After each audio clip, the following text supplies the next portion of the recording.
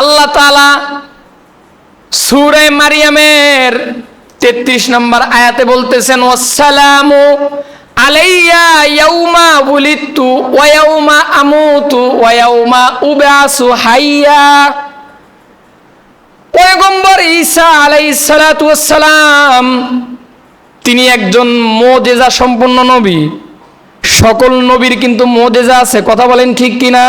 তারা বিভিন্ন সময় বিভিন্ন মুজিজা দেখিয়েছেন। যেমন পয়গম্বর মুসা আলাইহিস সালাতু ওয়াস সালামের একটা মুজিজা ছিল। কি মুজিজা? তিনার একটা কি ছিল? লাঠি। লাঠিটাকে যখন জমিনের মধ্যে এভাবে দিত তখন কি হয়ে যেত? সাপ হয়ে যেত। মুজিজা আছে না? সব নবীর মুজিজা আছে। ঠিক ওই রকম পয়গম্বর ঈসা আলাইহিস সালাতু ওয়াস সালামের মুজিজা আছে। পয়গম্বর ঈসার একটা লকব হচ্ছে রূহুল্লাহ। তিনি আল্লাহর কুদরতে মৃত ব্যক্তিকে জীবিত করতে পারতেন। বলেন সুবহানাল্লাহ। শুধুমাত্র মৃত ব্যক্তিকে জীবিত নয়, শত বছর হাজার বছর আগের মৃত ব্যক্তি যদি পয়গম্বর ঈসা যদি বলতো, ইয়া ফুলান ইবনে ফুলান কুম বিইজনিল্লাহ, আল্লাহর হুকুমে তুমি জীবিত হয়ে যাও, সঙ্গে সঙ্গে শত বছরের মৃত ব্যক্তি আল্লাহর হুকুমে জীবিত হয়ে যেত। বলেন সুবহানাল্লাহ। পয়গম্বর ঈসার আর মুজিজা, তিনি বাবা ছাড়া এই পৃথিবীতে আসছেন। হযরতে মারিয়াম জঙ্গলের মধ্যে আছে, হঠাৎ করে তিনার কি হয়ে গেল? প্রসব যন্ত্রণা শুরু হয়ে গেল। হযরতে ঈসা আলাইহিস সালাম প্রসব হয়ে গেছে। বলেন সুবহানাল্লাহ। হযরতে মারিয়াম তো ভয় পেয়ে গেছে। আল্লাহ তাআলা হযরতে মারিয়ামকে ডাক দিয়ে বলে, মারিয়াম, ওই যে খেজুরের ব্যবস্থা আমি আল্লাহ করে দিলাম, খেজুর খাও। ওই যে পাহাড়ের পাথর থেকে পানি বের হচ্ছে, পানিগুলো খাও, তোমার শরীরে শক্তি আসবে। মারিয়াম খেজুর খাইলো, পানি খাইলো, শরীরের মধ্যে শক্তি আসলো। এবার মারিয়াম তো বাড়ির মধ্যে যাইতে ভয় পায়। মারিয়াম ডাক দিয়া বলে, ওগো আল্লাহ, বাড়ির মধ্যে যাবো, সন্তানের পিতার পরিচয় কে দিবে? আল্লাহ বলেন, এই মারিয়াম, ভয় পাবা না, তোমাকে কোনো কথা বলতে হবে না। তুমি তোমার গোত্রের লোকদেরকে বলবা আমি হলাম রোজা, আমি কথা বলতে পারবো না। তোমার কোলের মধ্যে যেই শিশু আছে, ওই শিশু তার নিজের পরিচয় দিয়া দিবে। বলেন সুবহানাল্লাহ। তো মারিয়াম আলাইহিস সালাম যখন বাড়ির মধ্যে গেছে পয়গম্বর ঈসা কোলে, তখন পয়গম্বর ঈসা যখন মায়ের কোলের মধ্যে, তখন এমন দামি তিনটা কথা বলছেন। এই দামি তিনটা কথা আল্লাহ পাক, যদিও এটা রূহুল্লাহর কথা হয়, কিন্তু আল্লাহ পাক এই দামি তিনটা কথা, দামি তিনটা দোয়া আমার আল্লাহ এমন পছন্দ করছেন যে ঈসা রূহুল্লাহর কথা আমার আল্লাহ পছন্দ কইরা কালামুল্লাহর ভিতরে ঢুকাইয়া হাবিবুল্লাহর উপর নাজিল করছে। বলেন সুবহানাল্লাহ। বুঝছেন আপনারা? রূহুল্লাহর কথা কালামুল্লাহর ভিতরে ঢুকায়া হাবিবুল্লাহর উপর নাজিল করছে, অর্থাৎ আপনার আমার পয়গম্বরের উপর নাজিল করছে। আরেকবার বলেন সুবহানাল্লাহ। ভাইরা আমার, তো পয়গম্বর ঈসা আলাইহিস সালাতু ওয়াস সালাম মায়ের কোলের মধ্যে থাইকা আল্লাহর কাছে বলতেছেন, ওয়াসসালামু আলাইয়া ইয়াউমা উলিদতু ওয়া ইয়াউমা আমুতু ওয়া ইয়াউমা উবআসু হাইয়া। পয়গম্বর ঈসা আল্লাহর কাছে দোয়া করতেছেন। সূরা মারিয়াম 33 নম্বর আয়াতে দেখবেন, পয়গম্বর ঈসা বলতেছে, ওয়াসসালামু আলাইয়া ইয়াউমা উলিদতু, ওগো আল্লাহ, আপনি আমার জন্মের সময় সালামত দান করেন, অর্থাৎ শান্তি দান করেন। কি দান করেন? এটা আল্লাহর কাছে দোয়া করতে হবে। তিনটা দোয়া। একটা দোয়া করছেন যে আমার জন্মটা যেন ভালো হয়, কারণ কোনো ব্যক্তির জন্মটা যদি ভালো হয় তাহলে তার কিন্তু হায়াতের জিন্দেগিটাও ভালো হয়। কথা বলেন ঠিক কি না? তো পয়গম্বর ঈসা আল্লাহর কাছে দোয়া করছেন যে আল্লাহ, আসসালামু আলাইয়া ইয়াউমা উলিদতু, আমার জন্মের দিনটা যেন আমার শান্তিময় হয়, জন্মটা যেন আমার ভালোভাবে হয়।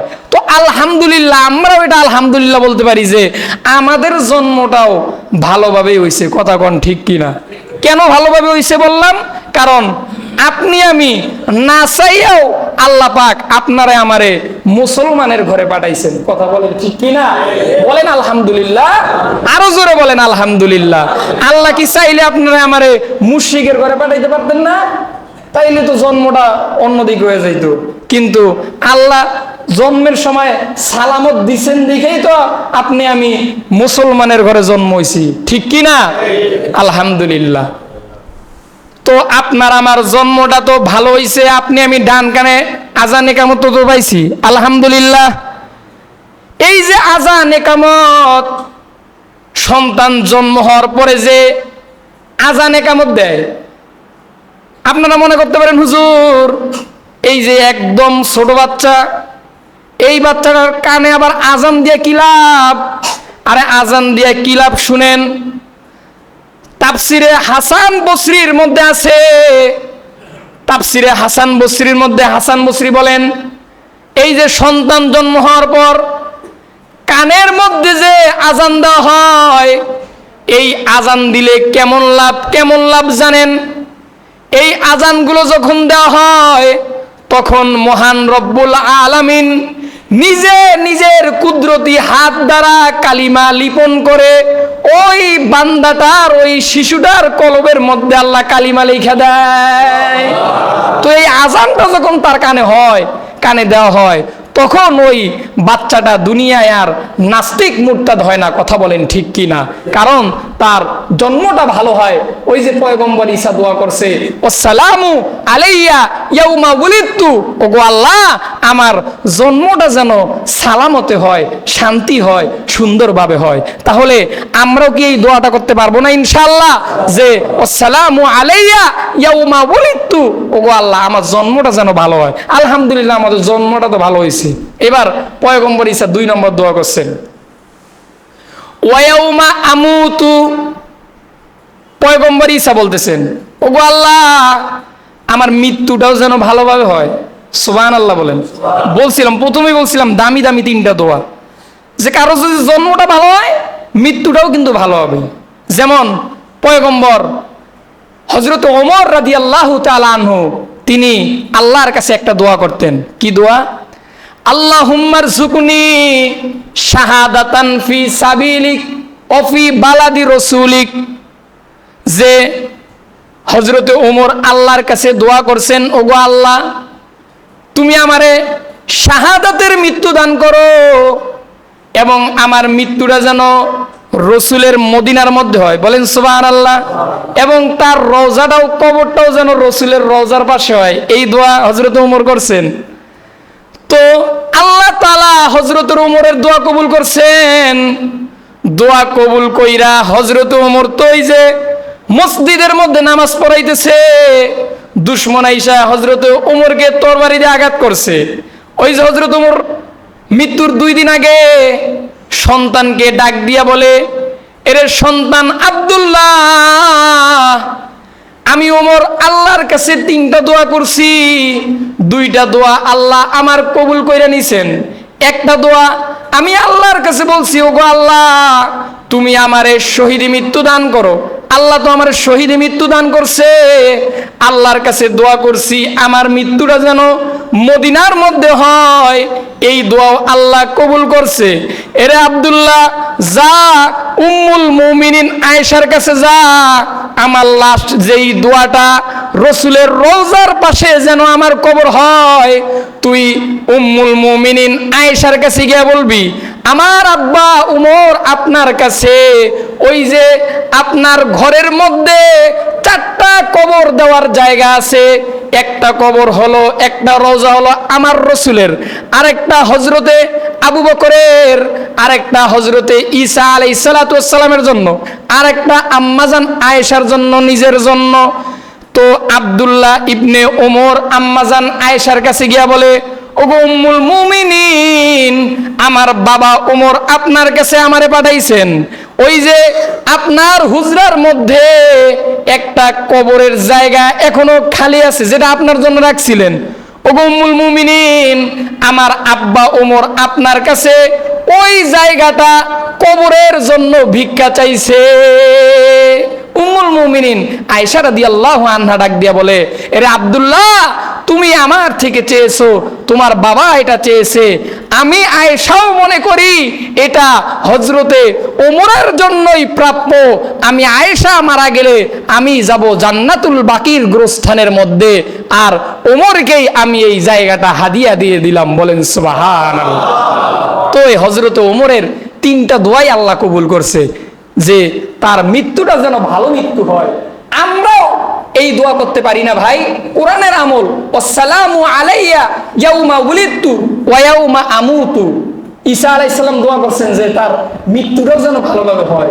তো আমরা কি আমাদের মৃত্যুটা ভালো কামনা করি না আল্লাহর কাছে? সব সময় ভাই আল্লাহর কাছে ভালো মৃত্যু কামনা করবেন। কেমন মৃত্যু কামনা করবেন? হাদিসে আছে, মাম্মাতা ওয়া হুয়া ইয়ালামু লা ইলাহা ইল্লাল্লাহ দাখালাল জান্নাহ। আল্লাহর রাসূল বলেন, ভালো মৃত্যু তো ওই মৃত্যু যে মৃত্যুর সময় যার জবান দ্বারা কালিমা নসিব হয়ে যায়, ঈমানের কালিমা, যে আপনি মৃত্যুর সময় বললেন লা ইলাহা ইল্লাল্লাহ মুহাম্মাদুর রাসূলুল্লাহ, এরকম যদি মৃত্যু আপনার হয়ে যায়, আপনি তো অবশ্যই অবশ্যই সফল কাম। বলেন সুবহানাল্লাহ। তাই ভাইয়েরা, আমরা আমাদের এই ভালো মৃত্যু এটা আল্লাহর কাছে সব সময় কামনা করব, বলেন ইনশাআল্লাহ। এরপর পয়গম্বর ঈসা আলাইহিস সালাতু ওয়াস সালাম যেই দোয়াটা করলেন, ওয়া ইয়াউমা উবআসু হাইয়া, এবং তার মরণটা যখন ভালো হবে, তার হাসরটাও যেন কি হয়? ভালো হয়। হাসরটাও যেন সালামতে হয়, শান্তি হয়। কারণ হাসরের কঠিন ময়দান এটা এমন একটা ময়দান, এই ময়দান নিয়ে অন্য সময় আলোচনা করব। শুধু সংক্ষেপে যেই কথাটা বলবো, হাসরের কঠিন ময়দান, এই দুনিয়ার যত মহাব্বতের স্ত্রী, সন্তান, পুত্র, বিবি, বাচ্চাগণ কেউ কিন্তু ওই সময় আপনার আপন না। এজন্য দুনিয়ায় থাকতে এই দোয়াটা কইরা যদি আল্লাহরে কবুল কইরা আল্লাহরে বলতে পারেন, আল্লাহ হাসরটা যেন আমার সালামত হয়, শান্তিময় হয়।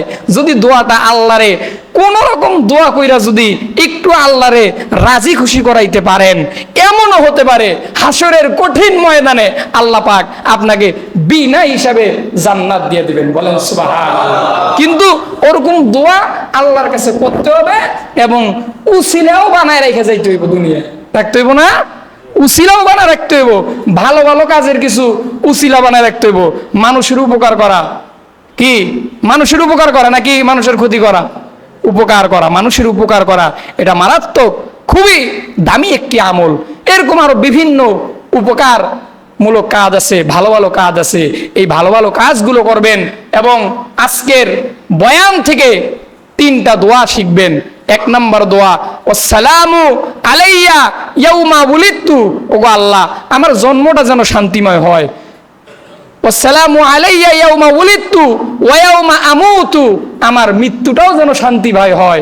এবং ওয়া ইয়াউমা উবআসু হাইয়া, আমার কবরের জগৎ, আমার হাসর, আমার মিজান, পুলসিরাত, সব প্রত্যেকটা জগৎ যেন আমার শান্তিময় হয়। এই জগৎগুলো যদি আপনার শান্তিময় হয়, আপনি এমনিই সফল কাম হয়ে গেলেন। বলেন সুবহানাল্লাহ। ভাইরা আমার, তাই আসুন আমরা সব সময় আল্লাহর কাছে এই দোয়াটা করতে পারবো তো ইনশাআল্লাহ। আল্লাহ তাআলা কবুল ও মঞ্জুর করুন, সকলে বলেন আমিন। ভাইরা আমার, আমি আপনাদের সামনে একটা আবেদন করব। কি আবেদন? যে আমি মাঝে মাঝেই আপনাদের কাছে মসজিদের জন্য কিছু আবেদন করে থাকি।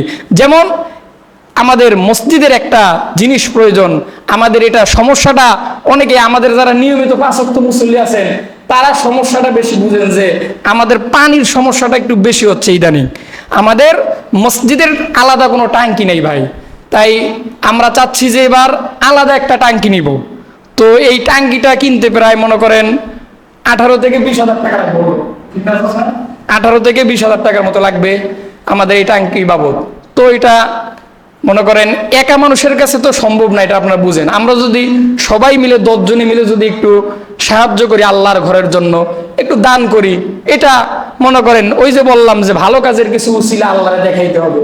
তো আপনি যদি আল্লাহর ঘরের জন্য এই উসিলাটা দিয়ে আপনি যাইতে পারেন, আল্লাহরে বলতে পারেন আল্লাহ এই পানি দিয়ে তোমার মসজিদের মুসল্লিরা উজু করবে। দেখা যাচ্ছে মাগরিবের সময় নামাজের টাইম থেকে অল্প, কিন্তু পানি থাকে না, আমাদের মুসল্লিরা অনেক ঘুরে যায়। এটা আমার কাছে অনেক কষ্ট লাগে। ওই দিন তো দেখলাম প্রায় অনেক মুসল্লি আমাদের ঘুরে গেছে, আমি অনেক কষ্ট পেয়েছি। আল্লাহর কাছে আমি প্রতিদিন দোয়া করছি, আল্লাহ তুমি একটা যে কোনোভাবে একটা ব্যবস্থা করে দাও। আমি এটা একদম মন থেকে বললাম, আমি আল্লাহর কাছে খুব দিল খুলে দোয়া করছি যে আল্লাহ আপনি একটা যে কোনো একটা ব্যবস্থা করে দেন। তারপর আমাদের ইউসুফ চাচা তিনিও মাস্টারের সাথে কথা বলছেন, আলহামদুলিল্লাহ। এখন আমাদের এটা সব মিলে পরামর্শ যে আমরা একটা টাঙ্কি লাগাবো। এখন আপনারা যদি কেউ চান যে হুজুর আমি শরীক থাকতে চাই যে টাঙ্কি বাবদ, যে ওই আমাদের পিছনে সিরাজ আঙ্কেল তিনি এর আগেও আলহামদুলিল্লাহ আমাদের মসজিদের সঙ্গে লেগে আছেন, সর্ব অবস্থায় চাওয়ার সাথে সাথে তিনি দেন আলহামদুলিল্লাহ। এবারও তিনি টাঙ্কি বাবদ 500 টাকা দিবেন। আল্লাহ তাআলা কবুল ও মঞ্জুর করুন, সকলে বলেন আমিন। আমাদের ইউসুফ চাচা তিনিও কিছু দিবেন, আল্লাহ তাআলা তিনার দানও কবুল করুন, সকলে বলেন আমিন।